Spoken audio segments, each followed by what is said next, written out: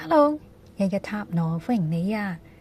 最近嘅你有冇吸收到一啲成功經驗，累積到好多快樂嘅結果呢？呢啲感覺似乎對你嚟講都仲係好難以置信地美好啊！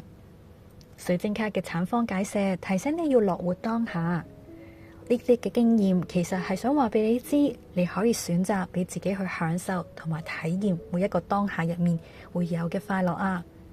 另外，茶晶嘅水晶卡都話你可以去堅定你嘅意志，透過呢啲成功嘅經驗，更加去信任自己，而且只要我想，就一定可以做得到。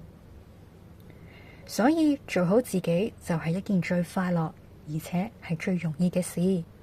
其他人要點樣過佢哋嘅人生，真係唔需要你去為佢哋操心㗎。